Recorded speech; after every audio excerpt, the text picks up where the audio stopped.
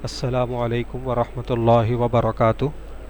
امید ہے کہ تمام طلباء خیر و عافیت کے ساتھ ہوں گے، اور میری طرف سے تمام طلباء کو پڑھائی کا نیا سال مبارک ہو۔ اللہ تعالیٰ اس سال کو ہمارے علم و عمل میں ترقی کا ذریعہ بنائے اور عافیت کا سال بنائے اور ہمارے لیے اچھے حالات پیدا فرمائے۔ میرے دوستوں، یہ جتنے بھی حالات دنیا کے اندر آتے ہیں، یہ سارے کے سارے اللہ تعالیٰ کی طرف سے ہیں۔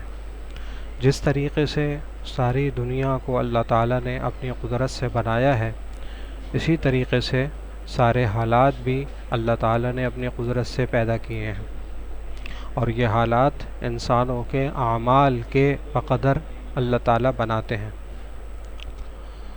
تو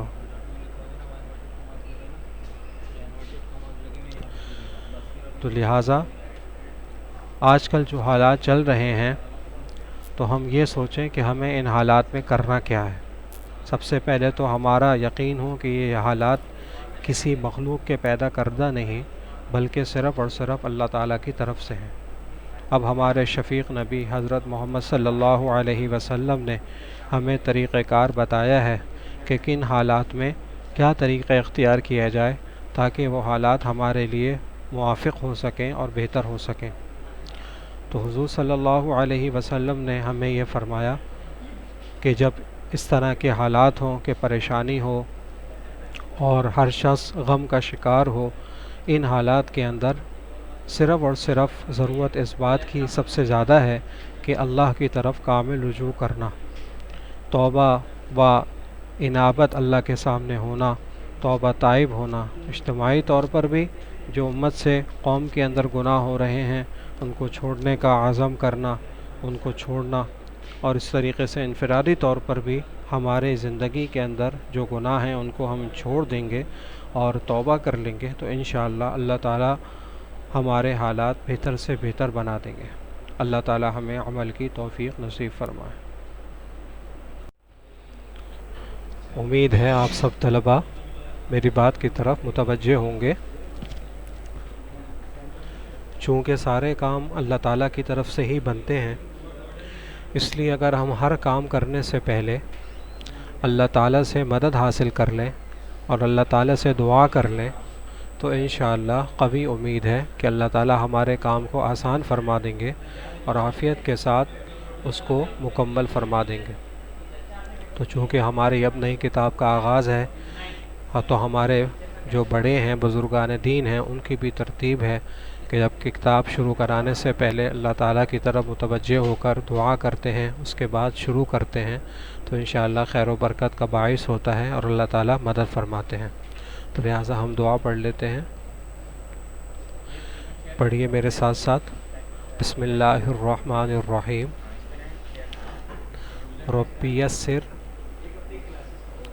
ولا تعسر وتمم بالخیر وبک نستعین یا فتاح یا فتاح یا فتاح۔ ایک دفعہ پھر پڑھ لیں۔ ربی یسر ولا تعسر وتمم بالخیر وبک نستعین یا فتاح یا فتاح یا فتاح۔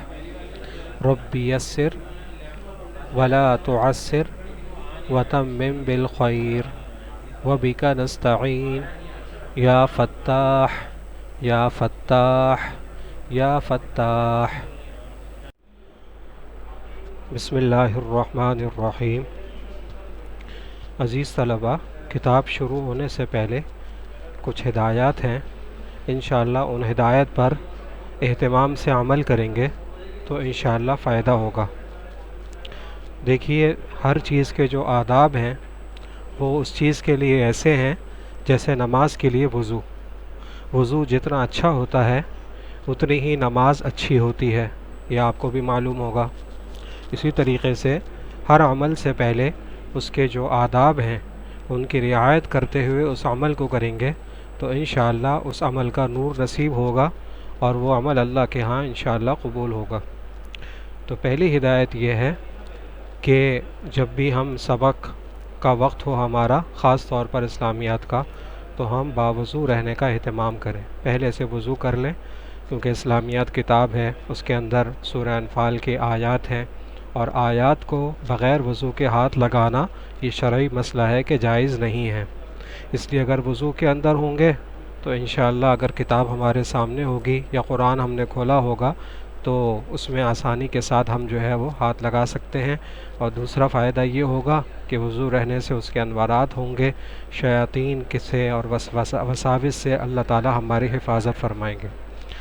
دوسری ہدایت یہ ہے کہ ہم جو ہے وہ سبق سے پہلے ضرور مطالعے کا اہتمام کریں، جس کو انگلش میں اسٹڈی کہتے ہیں، کہ پہلے سے ہم کسی تفسیر سے جو بھی ہمیں آیات پڑھنی ہے، ہمیں اندازہ ہوگا کہ بھئی آج 3 آیات ہوں گی، پھر اگلے دن 3 آیات ہوں گی یا 4 آیات ہوں گی، تو ہم روزانہ کے روزانہ اگر مطالعہ کریں گے اور اس کو ترجمہ اور اس کی تفسیر پڑھ لیں گے تو انشاءاللہ سبق پڑھنے میں بہت آسانی ہوگی اور سبق آسانی سے سمجھ میں آ جائے گا۔ یہ سبق کو سمجھنے کے لیے نہایت ہی بہترین اصول ہے کہ ہم سبق پڑھنے سے پہلے اس کے مطالعے کا اہتمام کریں۔ امید ہے کہ انشاءاللہ آپ سب اہتمام فرمائیں گے۔ تیسری چیز یہ ہے کہ بھئی ہم جب بھی سبق پڑھیں تو چونکہ اسلام کا سبق ہے، اسلامیات کا سبق ہے، قرآن ہے، اس لیے ہم عمل کرنے کی نیت سے پڑھیں کہ جو بھی اس کے اندر ہمارے لیے ہدایات ہیں قرآن میں، اللہ تعالی نے ہمیں جو بھی ہدایات دی ہیں، جو بھی ہمیں سبق ملتا ہے تو انشاءاللہ ہم اس پر ضرور عمل کریں گے۔ تو اس سے انشاءاللہ اللہ تعالی وقت پر ہمیں عمل کرنے کی توفیق نصیب فرما دیں گے۔ میں آپ کے سامنے ایک جو ہے مفتی تقی عثمانی صاحب کا جو آسان ترجمہ قرآن ہے اس کی جو ہے شکل بھی دکھا دیتا ہوں کتاب کی، تو انشاءاللہ آپ اس کا اہتمام کر لیں کہ اس سے مطالعہ کر لیں۔ یہ آسان بھی ہے اور مختصر بھی ہے۔ اس کے علاوہ معارف القرآن ہے، اس سے بھی اہتمام کر سکتے ہیں مطالعے کا۔ دوسری جو تفاصیل ہیں چونکہ کچھ اس کے اندر مشکل ہے تو آپ کے لیے ہو سکتا ہے سمجھ میں نہ آئے، تو یہ 2 تفسیریں میری طرف سے آپ کے لیے ہدایت ہیں کہ آسان ترجمہ قرآن یا معارف القرآن جو کچھ تفصیل سے ہے، اس سے دونوں میں سے کسی ایک سے آپ مطالعہ کر سکتے ہیں۔ اللہ تعالیٰ آسان فرمائے۔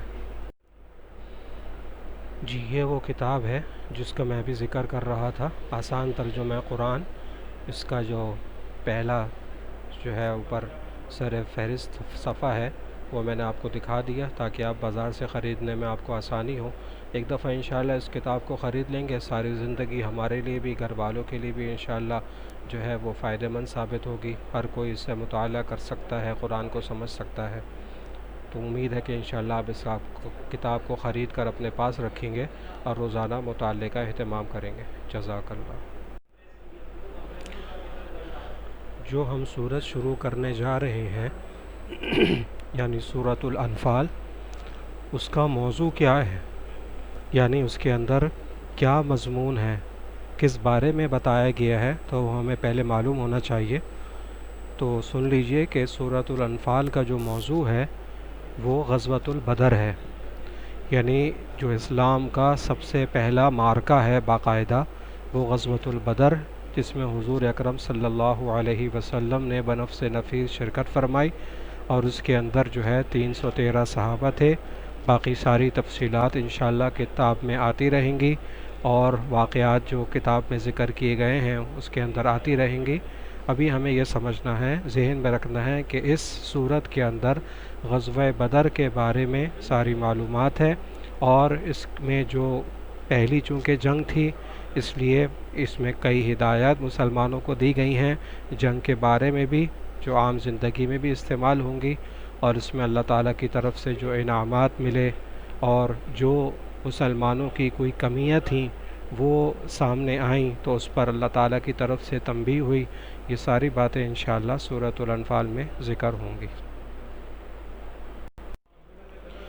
اب انشاءاللہ تعالیٰ کتاب کا باقاعدہ آغاز کر لیتے ہیں، میرے ساتھ پڑھیے۔ اعوذ باللہ من الشیطان الرجیم، بسم اللہ الرحمن الرحیم، یسألونک عن الانفال قل الأنفال لله والرسول فاتقوا الله وأصلحوا ذات بينكم وأطيعوا الله ورسوله إن كنتم مؤمنين صدق اللہ العظیم۔ آج ہم نے یہاں تک پڑھ لیا، تو انشاءاللہ جب آپ مطالعے کا اہتمام کر کے آئیں گے تو انشاءاللہ اس کا ترجمہ بھی عرض کیا جائے گا، اور انشاءاللہ اس کی تفسیر بھی آپ کے سامنے عرض کی جائے گی۔ تو امید ہے انشاءاللہ آپ مطالعے کا اہتمام کریں گے اور اگلے سبق میں اپنے سبق کی مکمل تیاری کر کے آئیں گے۔ جزاک اللہ۔ السلام علیکم ورحمۃ اللہ وبرکاتہ۔